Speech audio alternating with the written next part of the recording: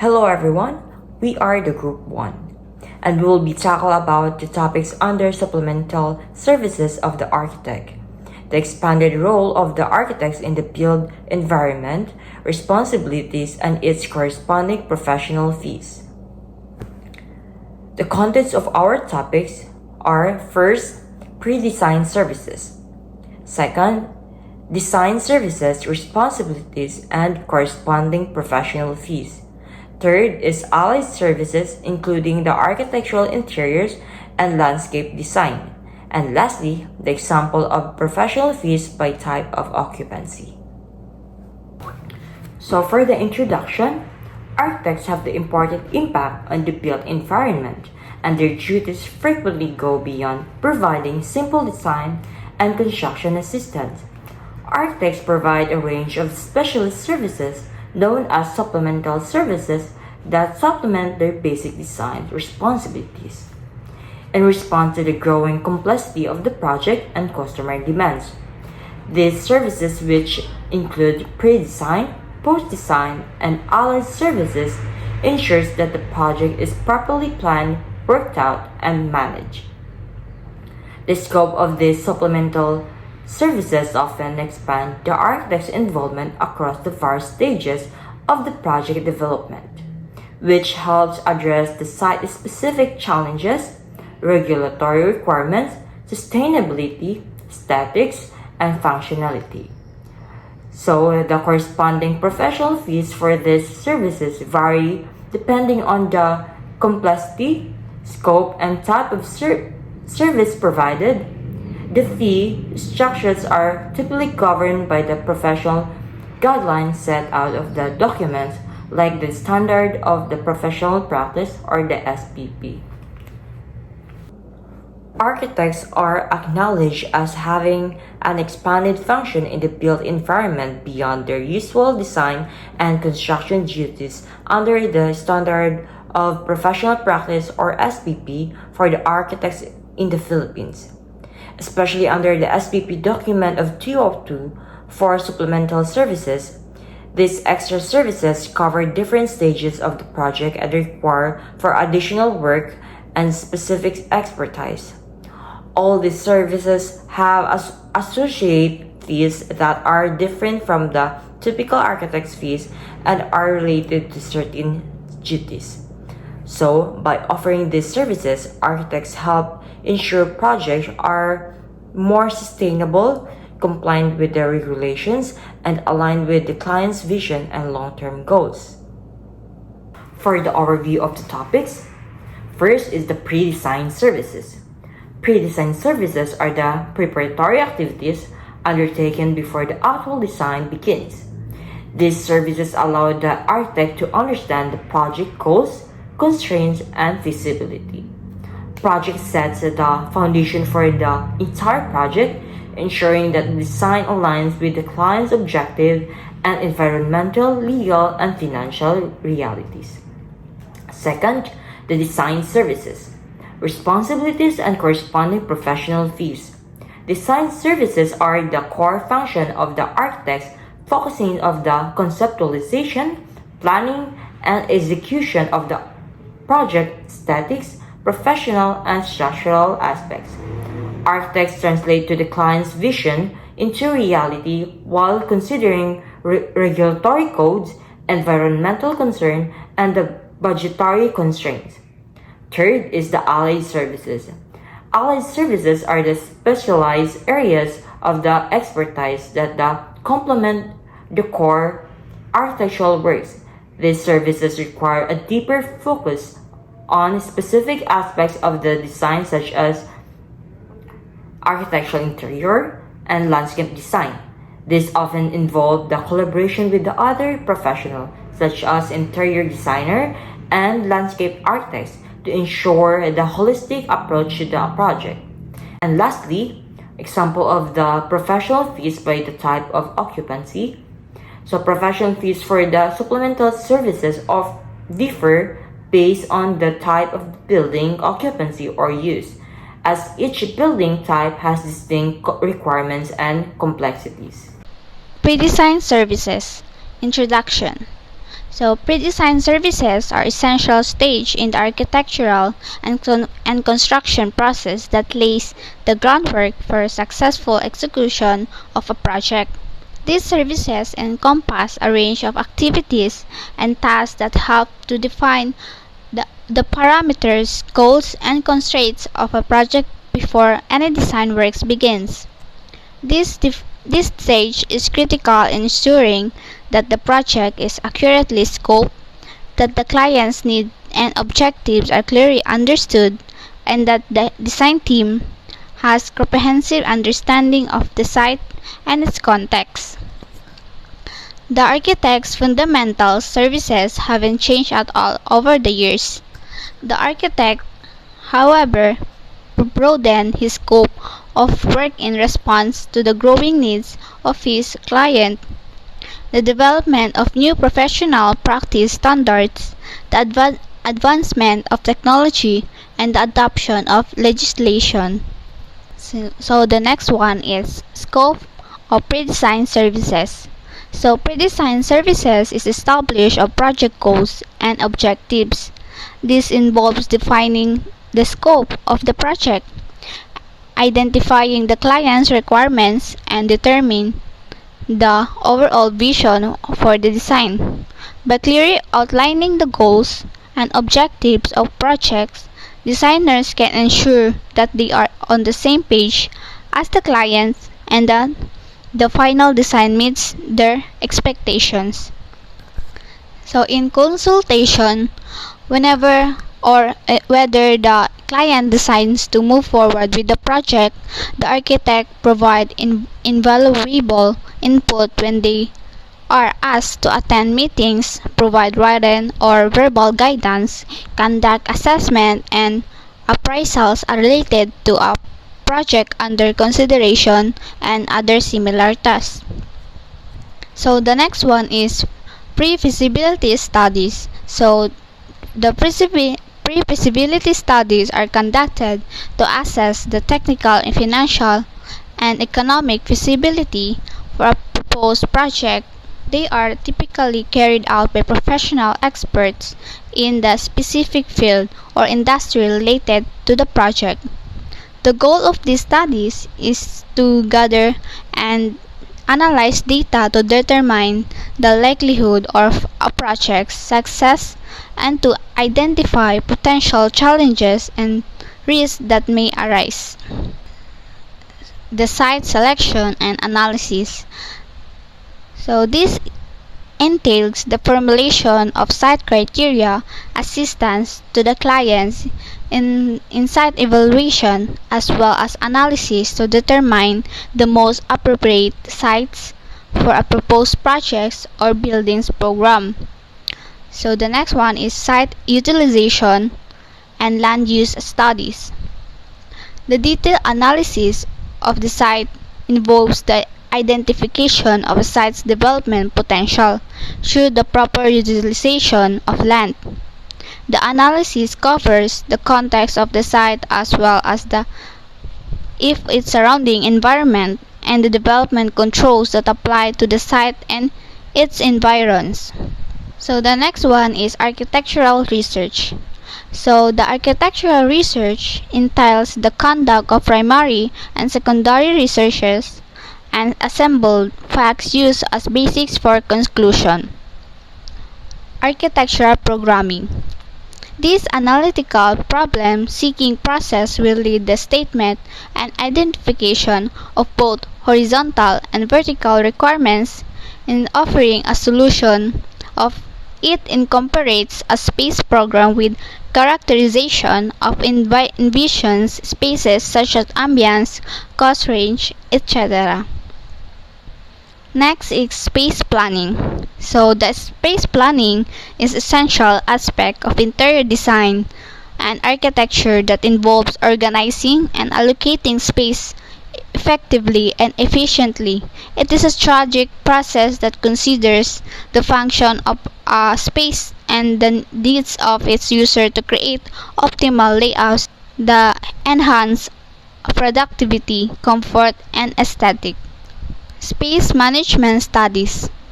The analysis of the space requirements of the project based on organizational structure and functional setup pinpoints linkage and interaction of spaces. The formulation of the spaces program will serve as the basis for the development of architectural plan or design. Next is volume management. This technique is applied cost management process to minimize the negative effect of simplified operation associated with many cost reduction programs. The goal of volume management is to achieve an unimpaired program at minimum cost. Thus, a plan design or system that has been successfully volume managed will still satisfy the same performance criteria as the cost-layer alternatives. The next is design brief preparation. So these are under design brief preparation, the architect states the project terms of reference or TOR, including the concept, objectives, and other necessary requirements to bid out architectural services whenever or public or private. So the last one is promotional services. Promotional efforts could be necessary for project to gain traction, garner funding, and gain approval from authorities or the public. In this situation, the architect may represent the owner by generating and organizing the extra tasks required to finish the services. The architect shall upon his professional standing as the owner, agent in all such operation. Hello, I am Petrina, and now let's continue and talk about the manner of providing services of an architect. In the initial proposal, after the first meeting or the conversation with our client, the architect needs to submit a proposal for the pre-designed services. Now, this includes four parts. First is the scope of the work. Dinhi nakabutang ang task ni architect na iyang buhaton for the entire project. The second one is the manner of payment, and dani nakabutang on how the architect will get paid by the client. And now, this part will be discussed further later. And for the third one is the owner's responsibilities. So dili lang si architect ang naay responsibilities for the project, naapod si owner. And the fourth one rather is the other conditions of the services. Dani nakabuta ang mga important details about the services.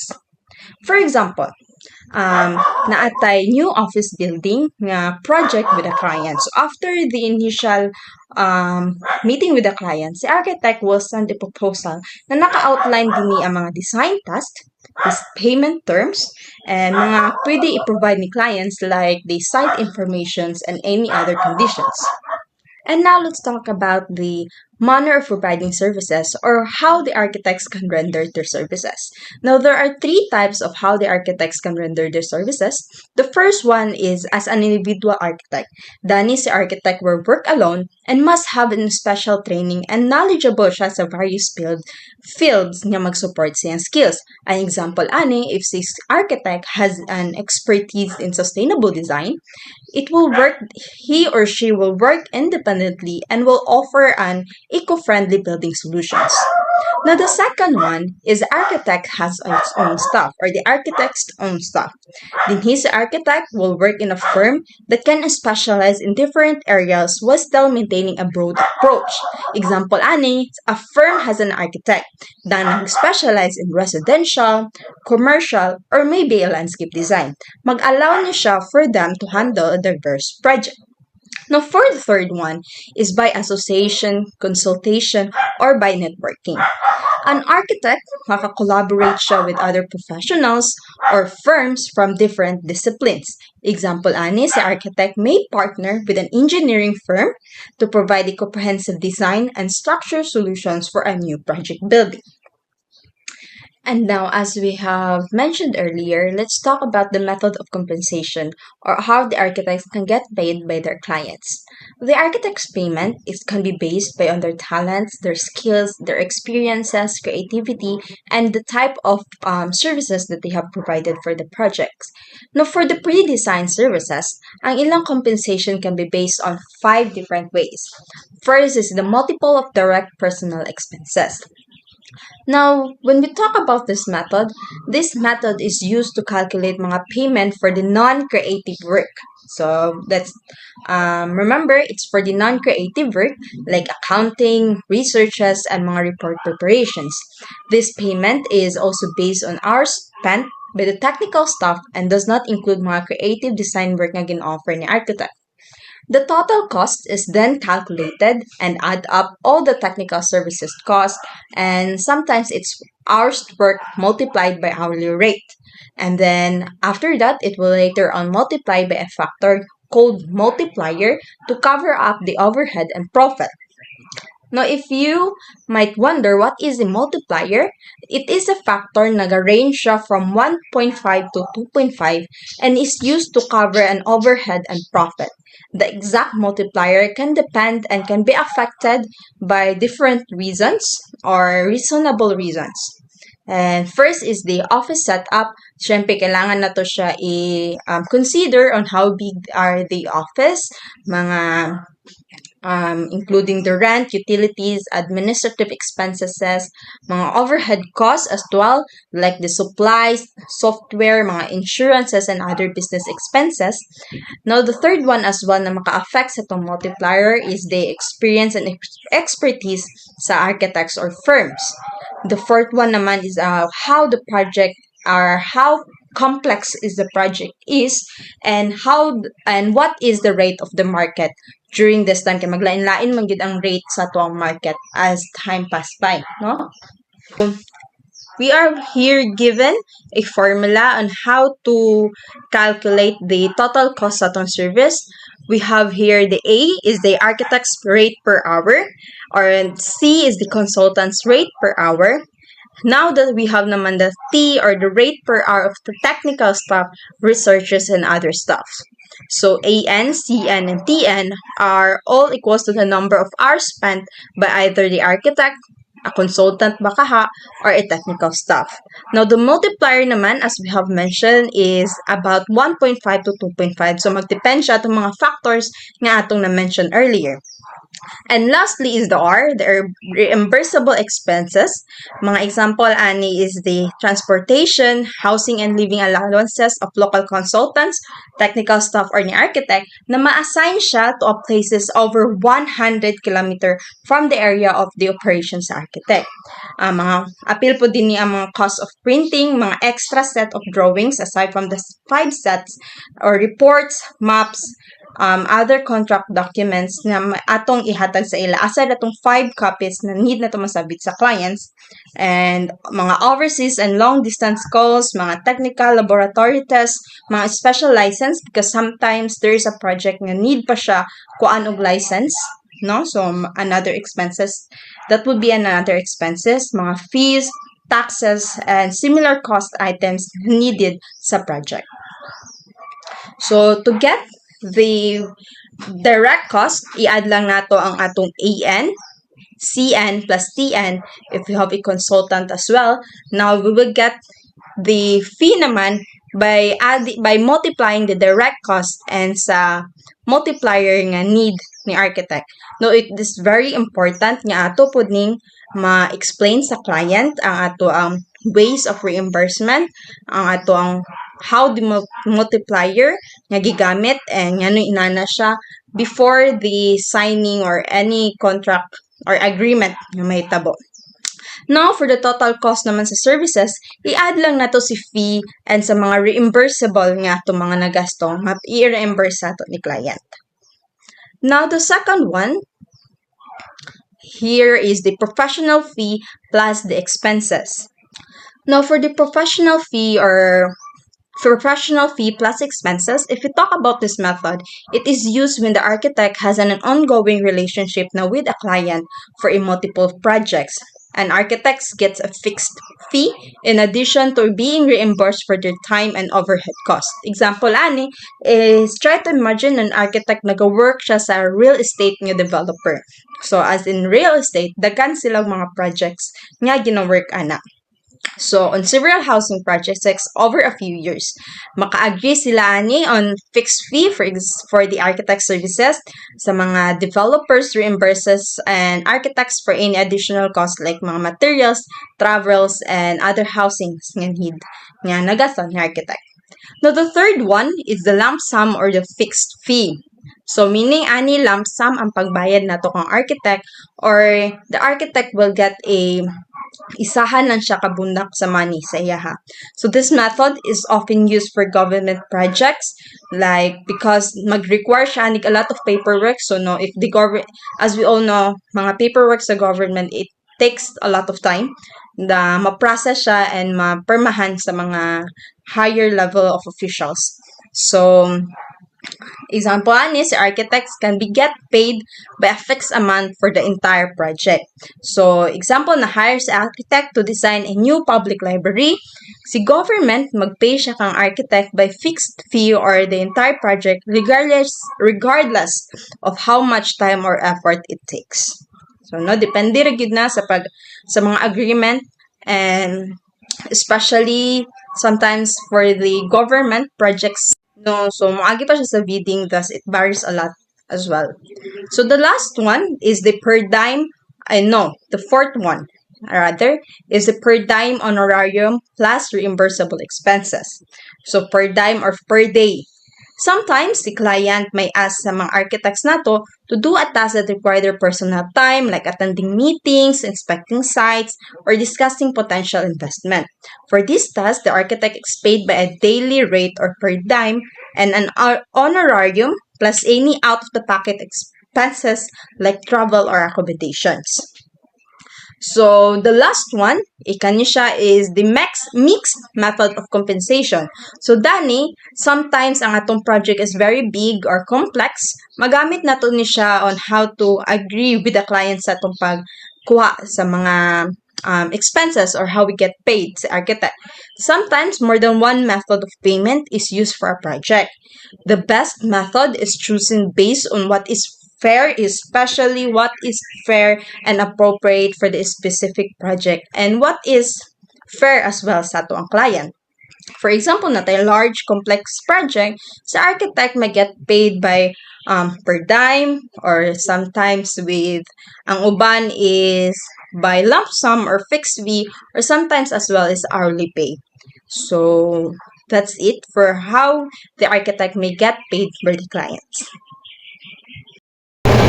The architectural profession has evolved beyond the traditional boundaries of design and construction drawings.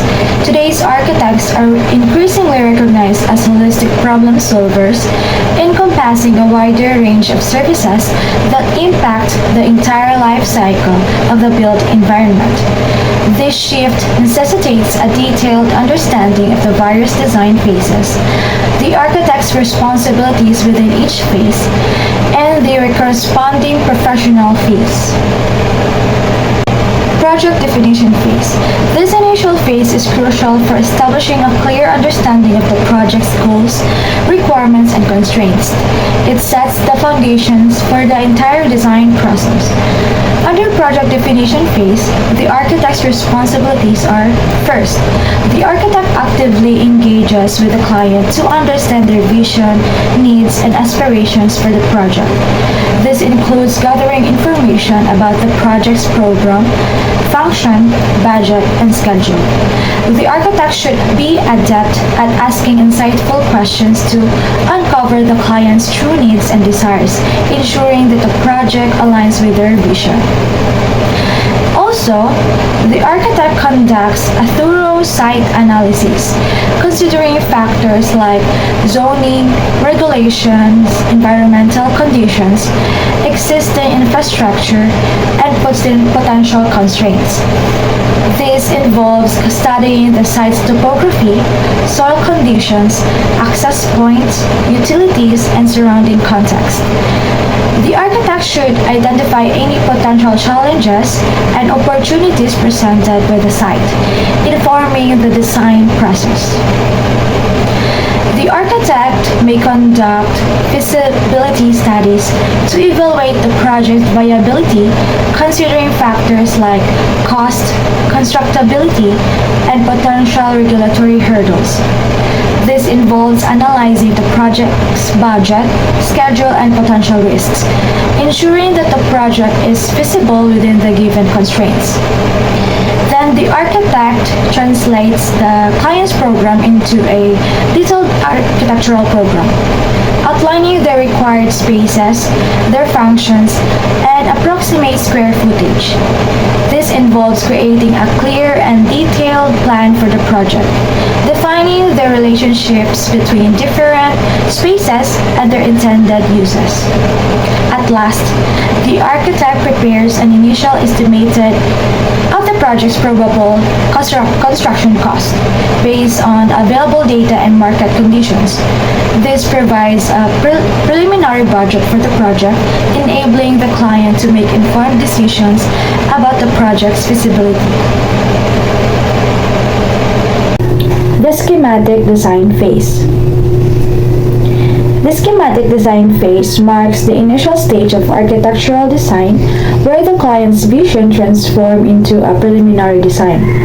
This phase is crucial for establishing the project's foundation and ensuring a shared understanding between the architect and the client. The architect's role in the schematic design phase encompasses a wide range of services and responsibilities, including: first, defining the project scope. So the architect gathers information about the client's needs, goals, and aspirations for the project.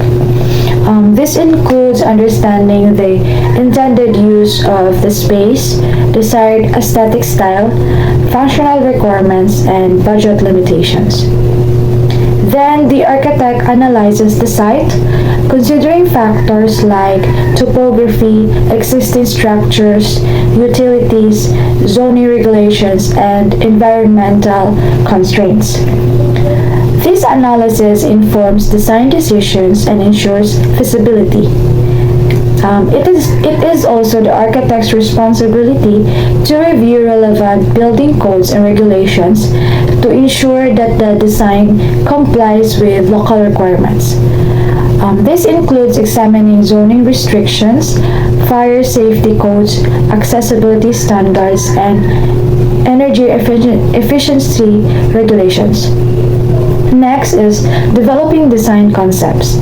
The architect develops initial design concepts based on the gathered information and client feedback. This involves sketching, creating preliminary drawings, and exploring various design options. Also, the architect creates massing studies to explore different building volumes and shapes. This helps determine the optimal footprint and orientation of the structure. Additionally, the architect plans the layout of the space, considering the intended use of each area, circulation patterns, and accessibility requirements. This involves creating preliminary floor plans and elevations. And the architect works with the client to create a detailed building program, outlining the specific spaces, their sizes, and their relationships to each other. The third one is communication and collaboration. In this, the architect will present the developed design concepts to the client, explaining the rationale behind each choice. This involves creating visual aids such as sketches, renderings, and models. It is also said that the architect will carefully consider the client's feedback and makes adjustments to the design as needed. This iterative process ensures the final design aligns with the client's vision. The architect documents all design decisions and communicates them to the client in a clear and concise manner.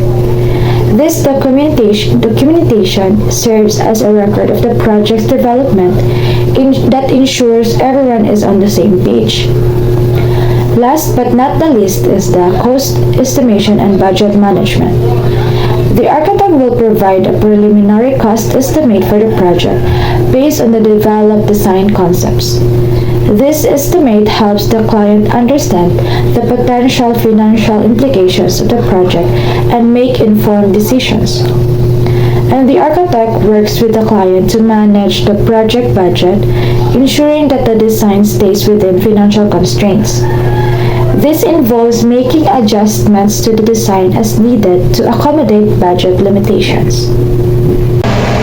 As for design development phase, this phase refines the design concepts developed in the project definition phase, providing a more detailed understanding of the project's form, function, and aesthetics. The architect's responsibilities is to further develop the initial design concepts, exploring different options, and refining the project's overall form, massing, and spatial relationships. This involves creating multiple design repetitions, considering the project's context, program, and budget. The architect should present these options to the client for feedback and approval, ensuring that the chosen design meets their expectations. Then the architect refines the architectural program, ensuring it aligns with the developed design concepts and addresses the client's specific needs. This involves adjusting the program based on the refined design, ensuring that the proposed spaces meet the functional requirements of the project. Furthermore, the architect will prepare detailed drawings including plans, elevations, sections, and perspectives to illustrate the project design's intent and communicate the design to the client. These drawings provide a visual representation of the project, enabling the client to visualize the proposed design and understand its spatial relationships.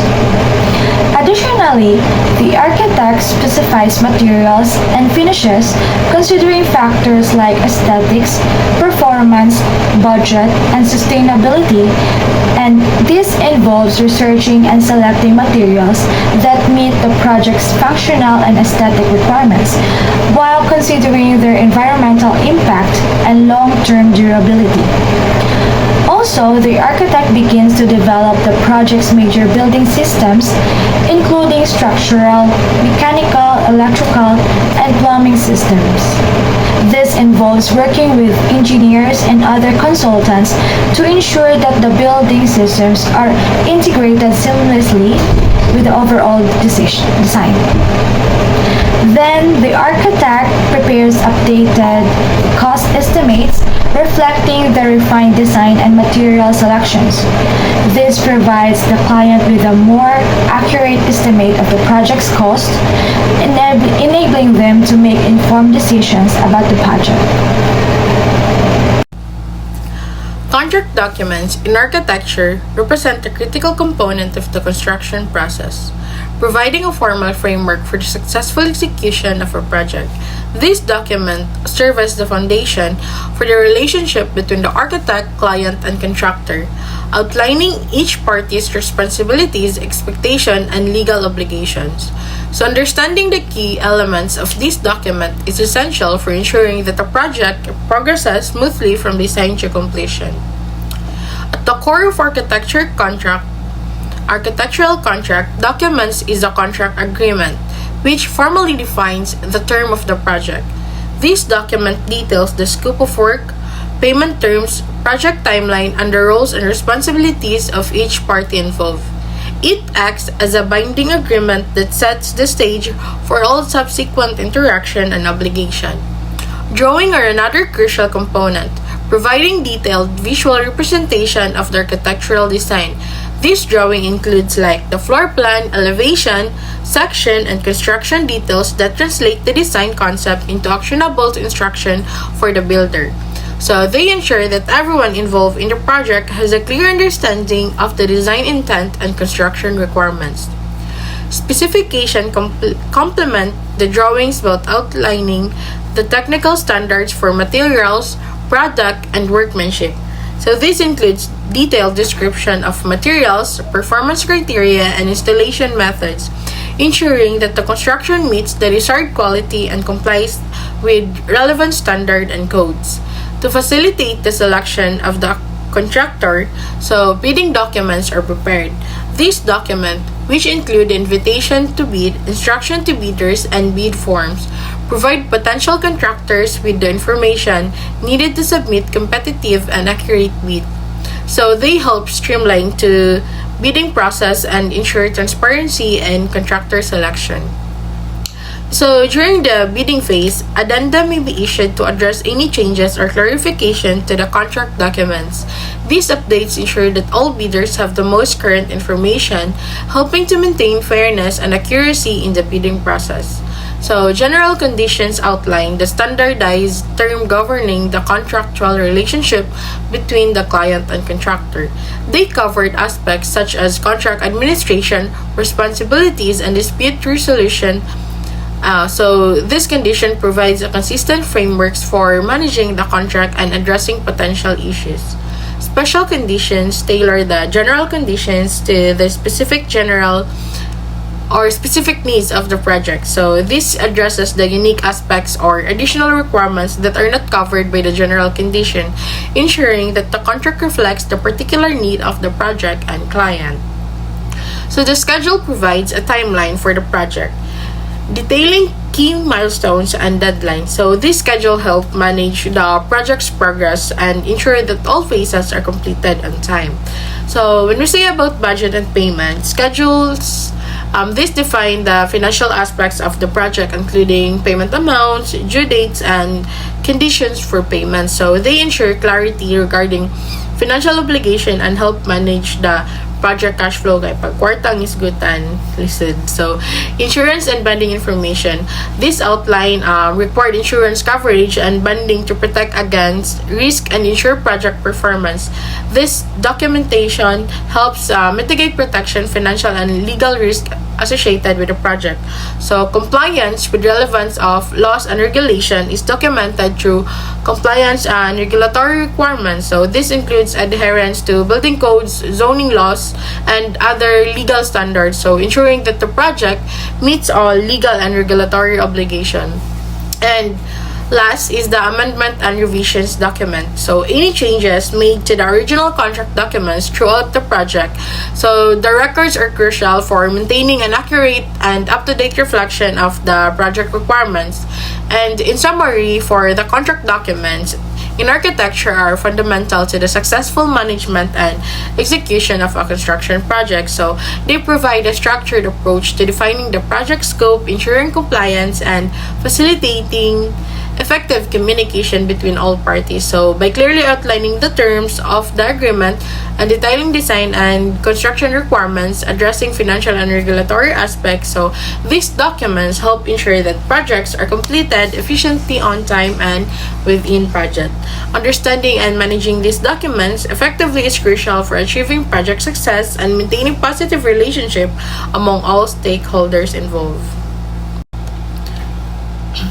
The bidding and negotiation phase is a pivotal stage in the architectural process, acting as the bridge between concept design and actual construction. This phase involves several key activities that ensure a project's feasibility, cost efficiency, and alignment with the client's vision. Understanding the complexities and nuances of this phase is essential for architect, clients, and the contractors alike. So, number one, purpose and importance. The bidding and negotiation phase primarily serves to select a contractor who will execute the architectural plans within the budget and time constraints. That is established by the client. So this phase is crucial for several reasons. First, for the cost control.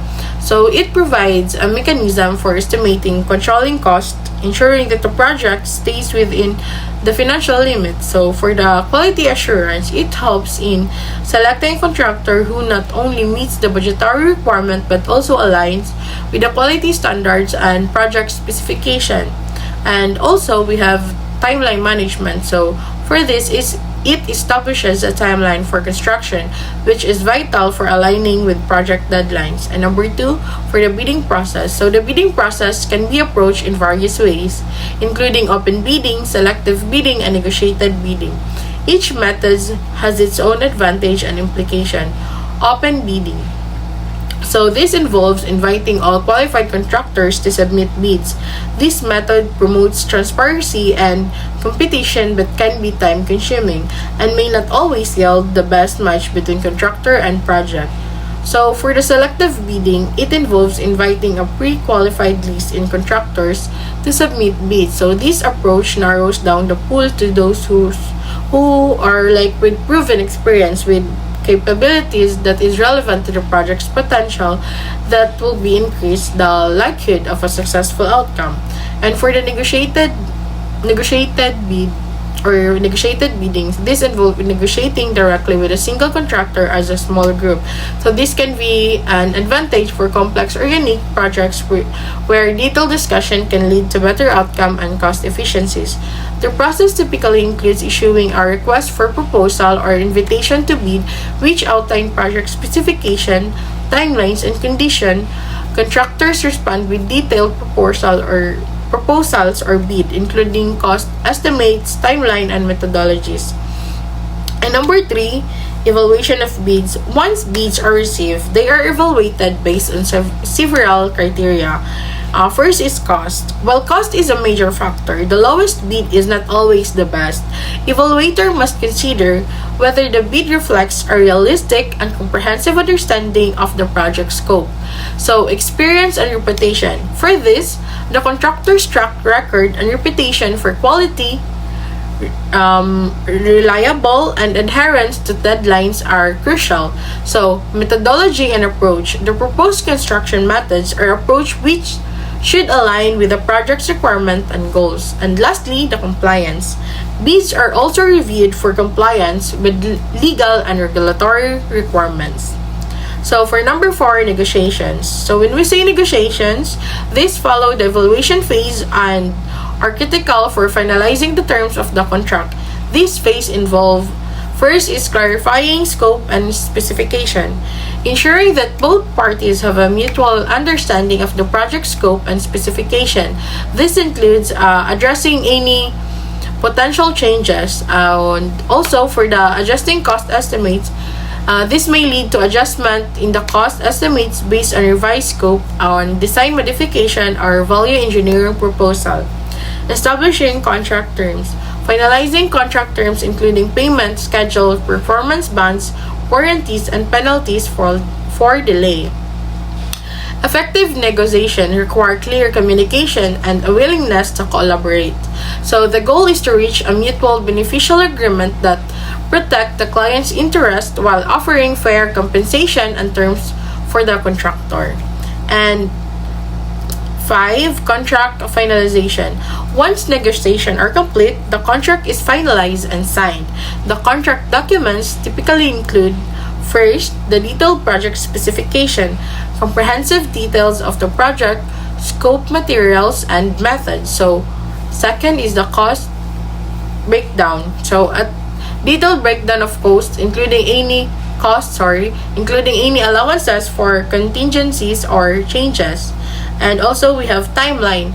So a clear timeline with milestone and deadlines is also we have a term and condition, which is legal and administrative term governing the project. So to end, the bidding and negotiation phase is a critical component of the architectural project life cycle. So, setting the stage for successful project execution, this involves careful planning, detailed analysis, and strategic negotiation to ensure that the project meets its financial, temporal, and quality objectives. For architects, clients, and contractor, mastering this phase is essential for navigating the complexities of construction and achieving successful outcome. So by understanding and effectively managing the bidding and negotiation phase, stakeholders can minimize risk, optimize resources, and bring their architectural vision to fruition with greater efficiency and success.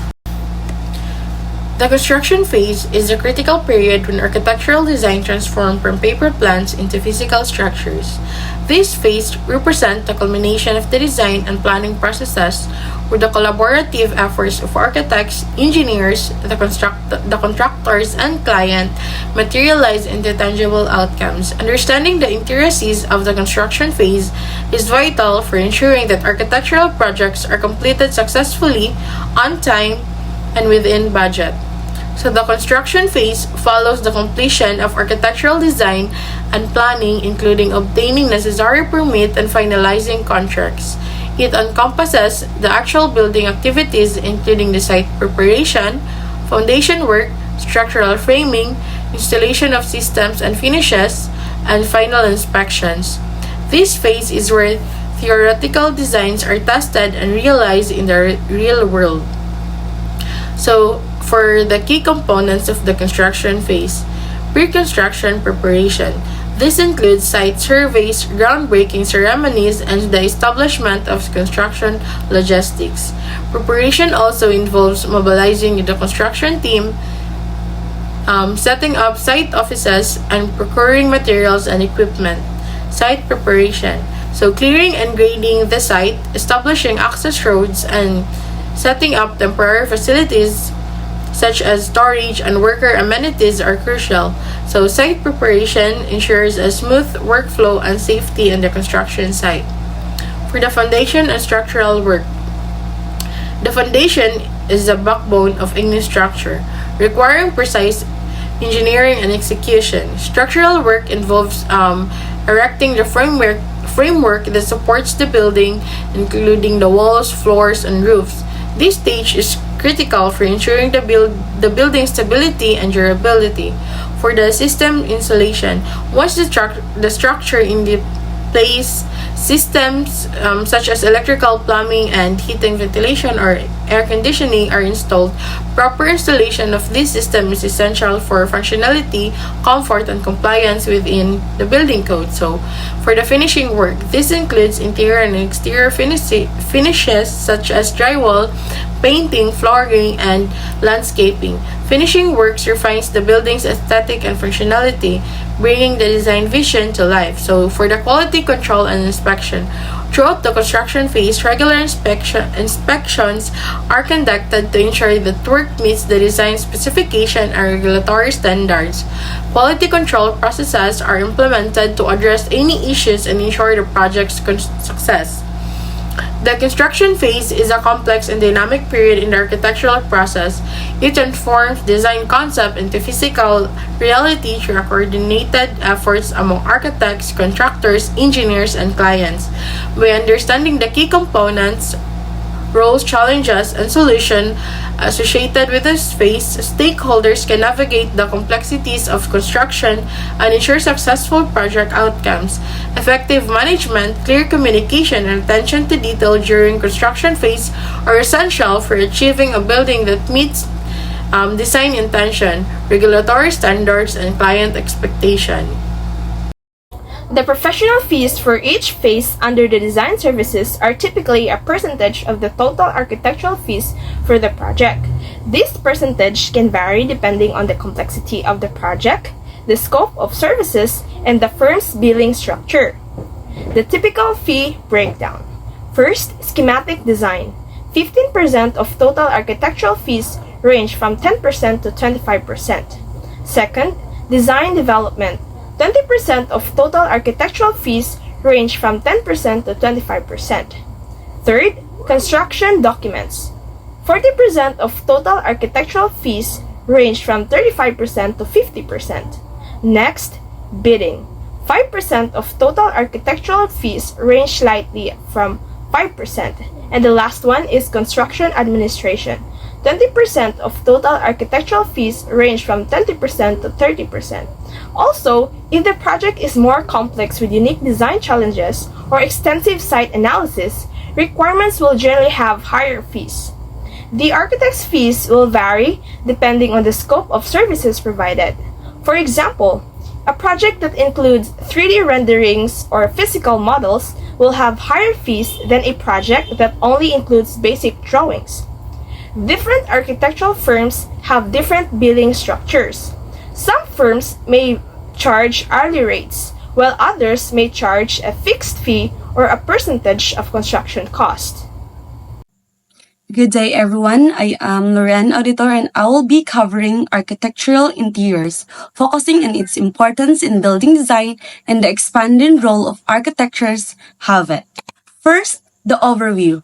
Architectural interiors are crucial in defining both the function and aesthetic of a space. Architects today have a broader role integrating interior design with the overall architecture. As for the purpose, the section explains the responsibilities involved in designing interiors, from materials to layout, while ensuring functionality and safety. And it also touches on professional fees, outlining how costs are determined based on the project's complexity and scope. Today, we will explore the concept of architectural interiors or AI and its importance in the building design. What are the architectural interiors?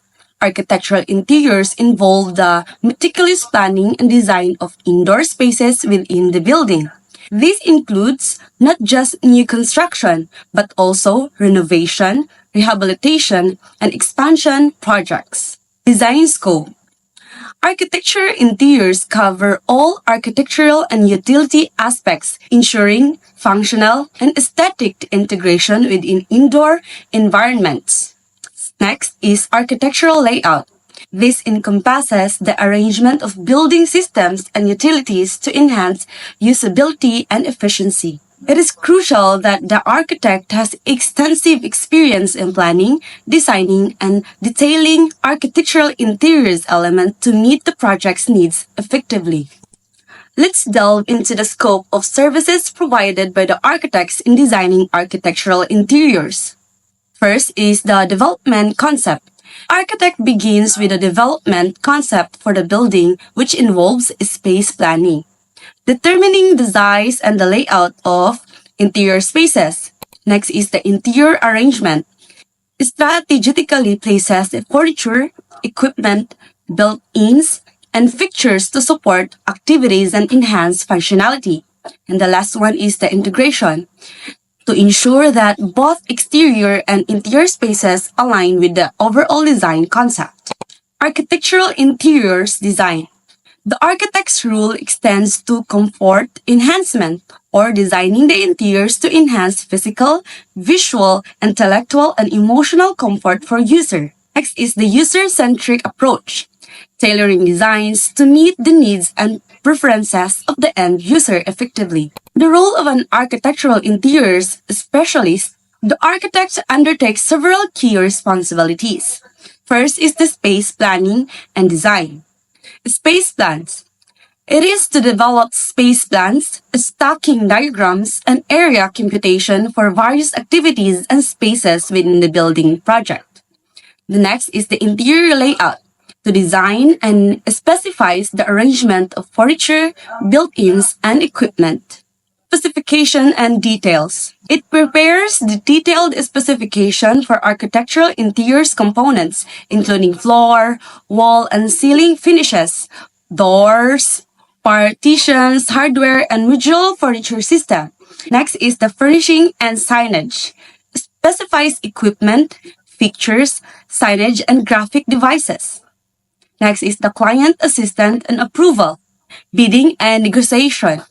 Assist the client in bidding or negotiating with the general contractors, subcontractors, and suppliers. Material approval. It reviews and approves sample of material and shopping drawings. And last one is billing. So improve billings related to architectural interiors components. When engaging an architect for architectural interior services, compensation is typically based on the extent of the project detailing. The first is the percentage of interior design work. Percentage of architectural interior work. For project with extensive detailing such as custom flooring, wall finishes, ceiling construction, built-ins, and specialized fittings, the architect's fee is calculated as a percentage of a total cost of architectural interior work. This fee does not include the compensation for any engineering or specialist consultants. The second is the specialist consultants. If the client hires separate specialist consultants, Their fees are arranged directly with the client, are not part of the architectural compensation. Last is the payment terms. For these specialized services, payment terms are guided by the architect guidelines. Professional fees for architectural interior. This rate would still depend on the actual scope of work. As you can see in the graph, these are the estimate fees. Maximum of 75 square meter. Minimum of 80,000 per unit for a floor area below 75 square meter or 2,500 per square meter for a floor area of 75 square meter and above. For commercial spaces, minimum of 3,500 per square meter for a floor area of 75 square meter and below. For 301 square meter and above, minimum of 1,000 to a maximum of 2,500 per square meter regardless of the number of the rooms. And lastly, for the commercial spaces, minimum of 1,000 to a maximum of 1,500 per square meter regardless of the number of rooms. And that's all for architectural interiors. Now let's talk about landscape design under the allied services. So arising from the concept of total environment, the architect is not merely concerned with the structure he creates but the surrounding space as well. So the architect studies the structure in relation with the existing environment and then consequently design the surrounding areas of the structure so that both the structure and the environment act as one. So this means that the architect's approach to design goes beyond just the physical structure. Kiki-encompass man niya ang tibuok environment kung dapit ang building na locate or exist. So this concept of total environment means that the architect carefully considers how the structure interacts with its building, such as ang landscape, climate, neighboring buildings, and apil na po ang social and cultural elements. So the goal is to ensure that the structure not only fits harmoniously within its environment but also enhances it. So by studying the existing environment, natural man or urban, the architect takes into account factors like sunlight, wind patterns, terrain, and vegetation. Okay, for instance, ang building might be oriented to maximize natural light or positioned to preserve natural features like trees or water bodies. So in designing the surrounding areas such as walkways, gardens, or outdoor spaces, the architect ensures that these elements complement the building's form and function. So by complementing this sa ato ang building's form and function, ga-create din siya og seamless integration between the structure and its environment. So in this way, the architect works aim for a holistic design where the structure and ang iyahang surrounding can work together aesthetically and functionally, providing a cohesive and sustainable experience for the users. These tasks fall within the architect's general knowledge of design principles, spatial planning, and aesthetics. So for example, if ang project kay nag-involve o designing sa small residential garden, the architect and ang iyahang team can handle the layout, the plan selection, and hardscape features without needing outside help or the help of the professionals. However, when the project is larger or more complex, such as a commercial development, a public park, or an urban green space, the scope of work expands significantly. In these cases, the architect may hire specialized consultants like landscape architect, horticulturist, or environmental engineers. So these professionals bring expertise in areas like soil analysis, large-scale plants, irrigation systems, environmental sustainability, and the ecological impact of the project. So let's make a scenario ha. Imagine a large commercial development nga daghan kayo og buildings, green spaces, and public amenities. So while the architect can design the buildings and the general site layout, the landscaping involves creating expansive gardens, water feature, and eco-friendly drainage system. So ani nga scenario, si architect might hire a landscape architect to design the intricate outdoor spaces, choose the appropriate plant nga mabuhian ang climate, and plan sustainable features such as green roof and rain gardens.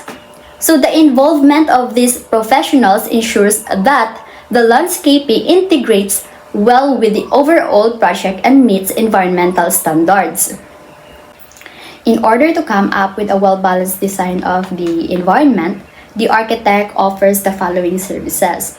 So first is prepares the general ground modeling plan and planting layout. So this means that they are essentially designing the land's topography and the placement of vegetation in a way nga ma-enhance niya both ang aesthetics and functionality of the outdoor spaces surrounding the structure. So when we say general ground modeling plan, this involves shaping or contouring the land to accommodate the desired landscape design. So it includes details on grading, slopes, drainage patterns, and any changes to the natural terrain. So ground modeling is very crucial for managing water runoff, preventing erosion, and ensuring proper foundation stability for structure. So for example, the architect might design sloping lawns, terraced areas, or raised beds to create visual interest or direct rainwater away from the building. As for the planting layout specifies where different types of plants, trees, shrubs, and ground cover will be placed. So it takes into account factors such as sunlight, ang soil condition, and plant compatibility to create a healthy, sustainable, and visually appealing landscape. So the layout also considers how plants will grow over time, ensuring that they won't obstruct views, pathways, or the building itself as they mature. So together, the ground modeling and the planting layout are key components in shaping the outdoor environment to function harmoniously with the architecture, enhancing both the beauty and the practicality of the space. So the second service that an architect could offer under landscape design is prepare a drawings and specification of needed utility lines. So preparing drawings and specification for utility lines involve planning the placement of systems like irrigation, outdoor lighting, drainage, and usahay apil na pud ang electrical connections for features like fountains or garden lighting. So the architect or landscape architect ensures that these utility lines are discreetly integrated into the landscape without disrupting the aesthetics or natural elements. The specification, on the other hand, are detailed materials, installation method, or connection to ensure the landscape functions smoothly while maintaining its visual appeal and environmental harmony. So next is prepare schedule of shrubs, trees, and other plants. This means that they create a detailed list outlining the types, quantities, and specific location of all vegetation to be used in the project. So this schedule typically includes plant's name, apil na ang common o iyahang scientific name, ang sizes, and any special planting instruction. So it helps ensure that the right plants are selected based on factors like climate, soil types, and aesthetic goals, while also making sure they are placed in harmony with the overall landscape design. So next is prepares details of landscaping elements. So ang architect pwede maka-provide of precise drawings and specification for various features in the landscape, such as walkways, retaining walls, patios, water feature, fences, and apil na po ang seating areas. So these details outline the materials, dimension, construction method, and apil na po ang iyahang finishes for each element, ensuring that they are built according to the design intent. So this process ensures that all components of the landscape not only complement the architecture but also function efficiently and enhance the overall outdoor space. So ang pangkalimang service na pwede i-offer sa isa ka architect para sa landscape design is assisting the clients in conducting bids or negotiation with landscape contractors. So when assisting the client in conducting bids or negotiations with landscape contractors, the architect helps manage the process of selecting a contractor for the landscaping work. So this means that daghan kay siya process na need isunod.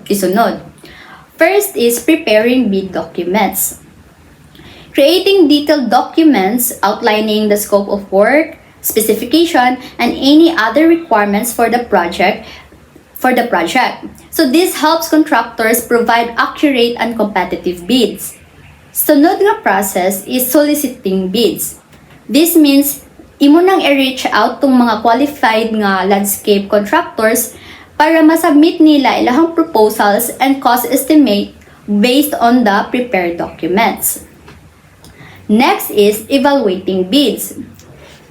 This process involves reviewing and comparing the bids received to ensure they met the project's requirement and budget. So this may involve analyzing costs, contractor qualification, and proposed timelines.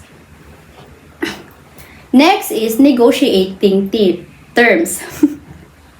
Working with the client and selected contractors to finalize terms including cost, scope, and schedule, ensuring all parties agree on the project details.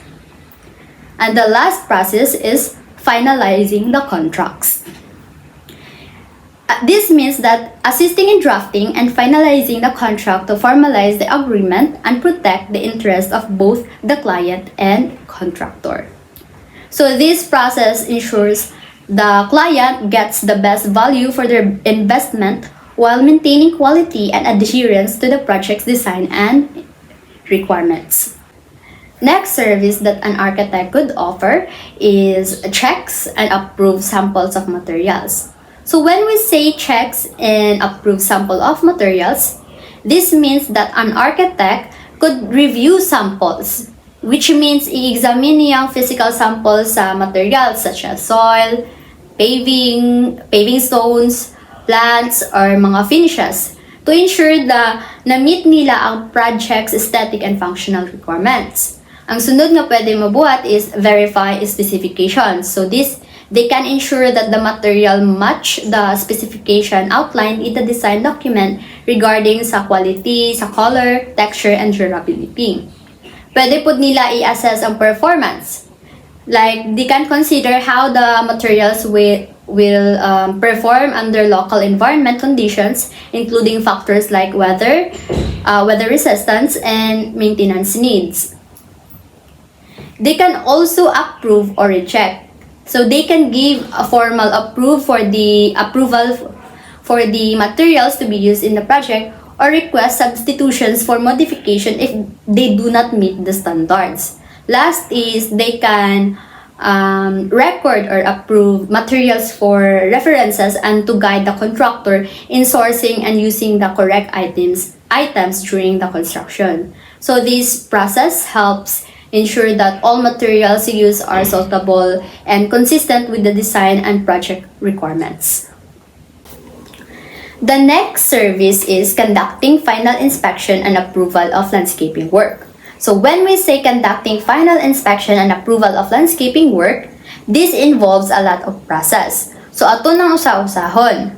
First is the architect inspect the work. They thoroughly examine the completed landscaping to ensure if ni-align ba gyud siya sa design plans and specifications. This includes checking the quality of installations, plant health, and ang overall nga aesthetic. So after inspecting the work, they can verify compliance.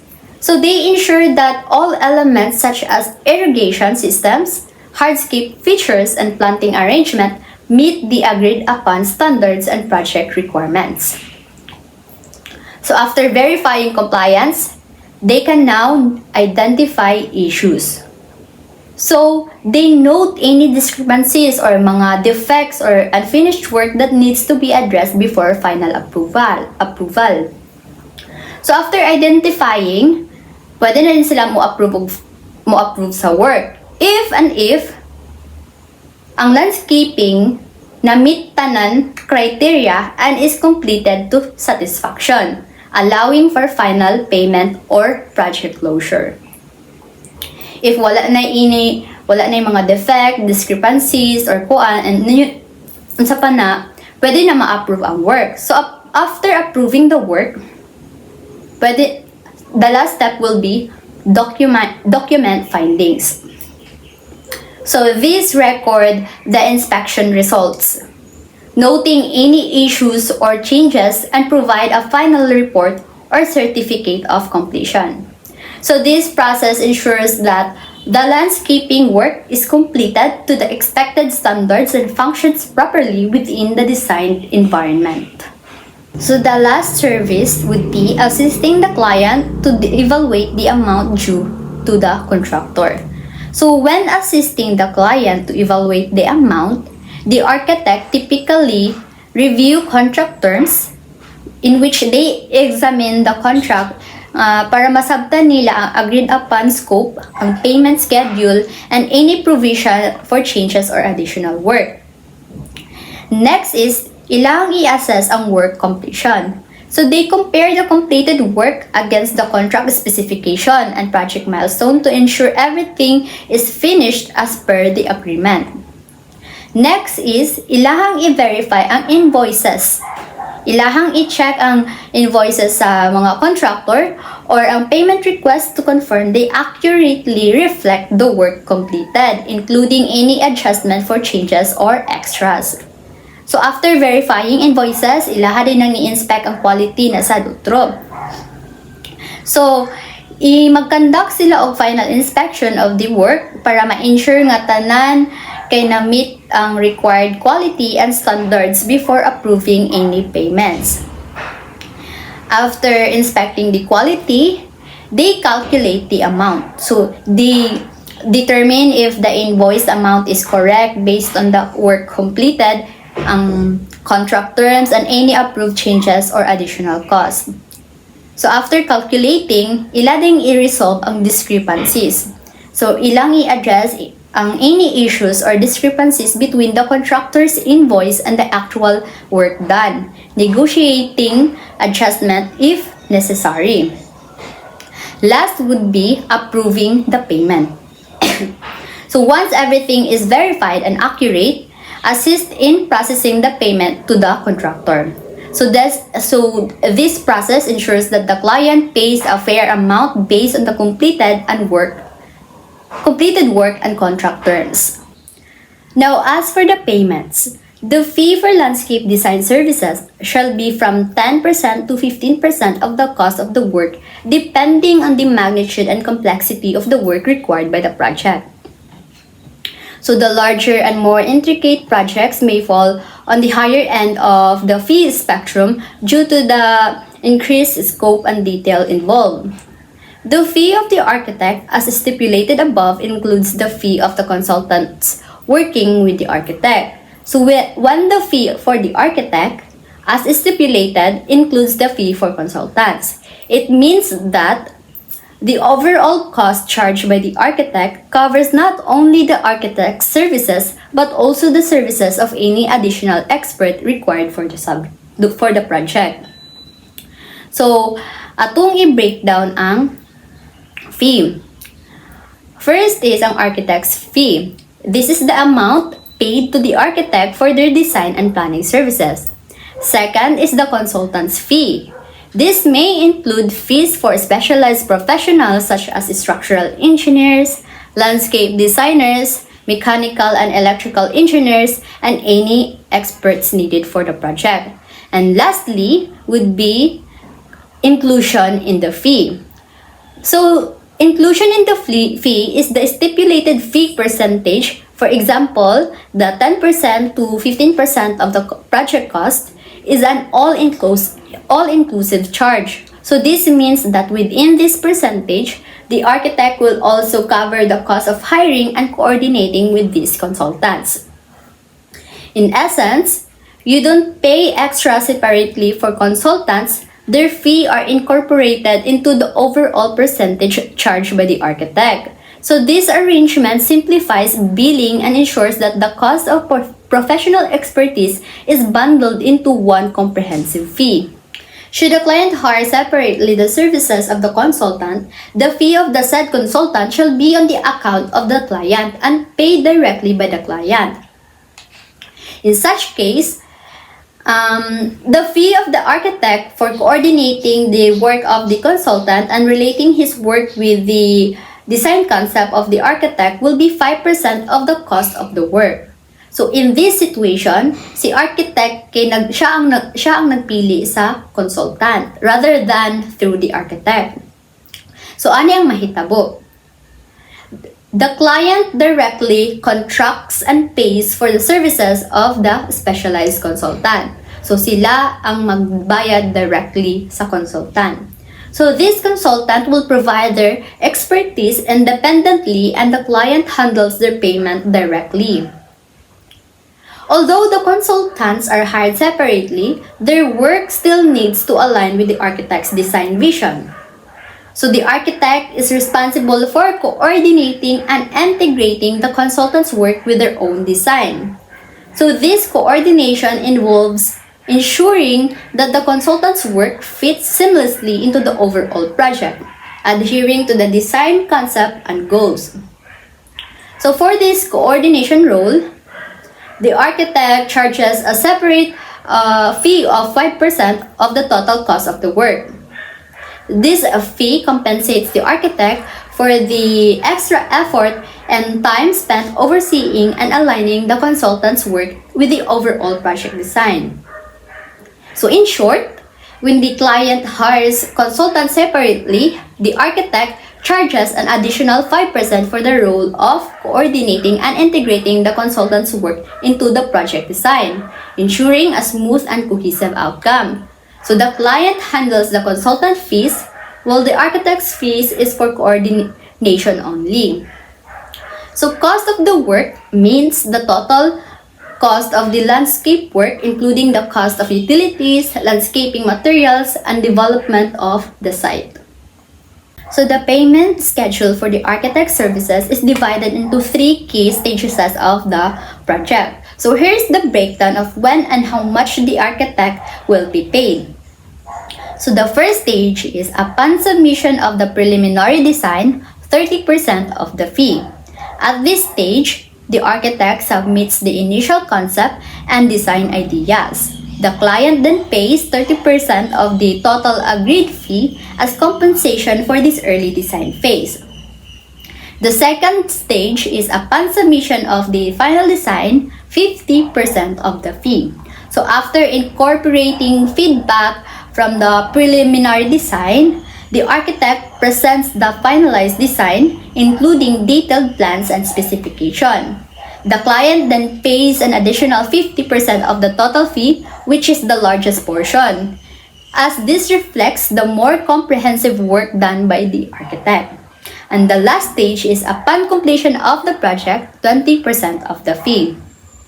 So once the construction or implementation of the project is complete, the architect is paid the remaining 20% of the fee. So this final payment is made after ensuring that the design has been executed according to the plans and the project is successfully finished. So in short, the architect receives payment in installments corresponding to significant milestones in the project. 30% for preliminary design, 50% for the final design, and 20% upon project completion. So that's it for the landscape design under Allied Services. I am Demian F. Philosopho, and for this part, I'm going to give one examples of each professional fee and every type of occupancy. So, the professional fee in commercial architecture typically include a variety of service that a commercial architect provides to their clients.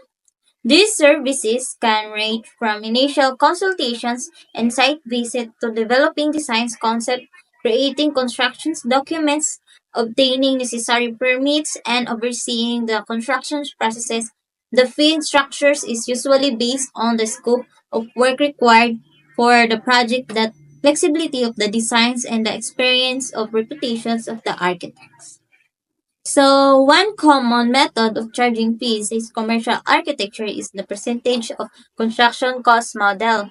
Under the model, the architect charges a percentage of the total constructions cost of the projects.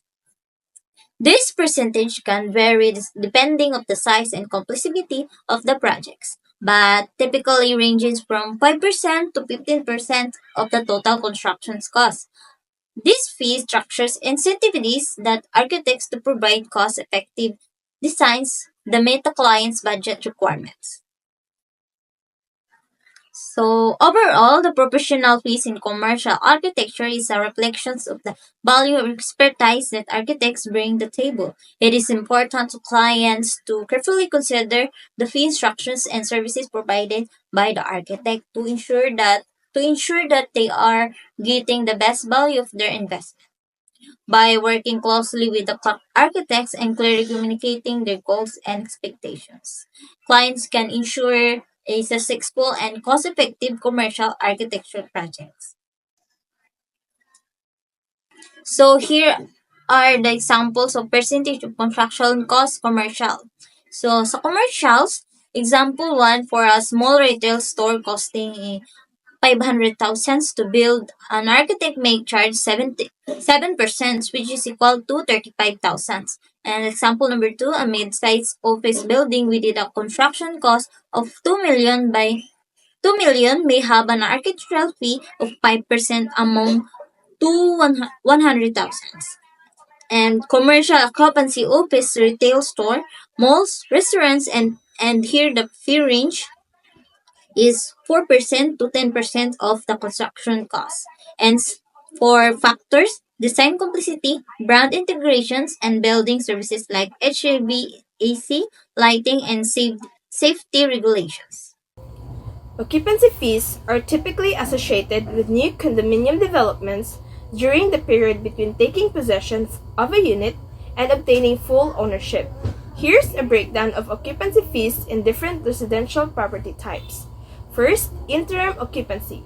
This period occurs before the building is fully registered and ownership is transferred. Second, fee components. Occupancy fees typically include first, interest on the unpaid balance of the purchase price. Second, monthly maintenance fees for the unit. Third, a portion of the property tax. And the last one is duration. The occupancy period can vary depending on the size and complexity of the building, typically lasting between 3 to 6 months. Higher floors tend to have shorter occupancy periods. Next, existing condominiums. No occupancy fees. Occupancy fees are not typically associated with existing condominiums, as the building is already registered and ownership is transferred at closing. Lastly, other residential properties. No typical occupancy fees.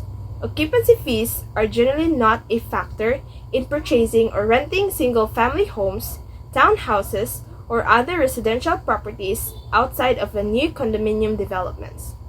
In conclusion, occupancy fees are essentially a form of rent paid to the developer for the right to live in a unit before final closing.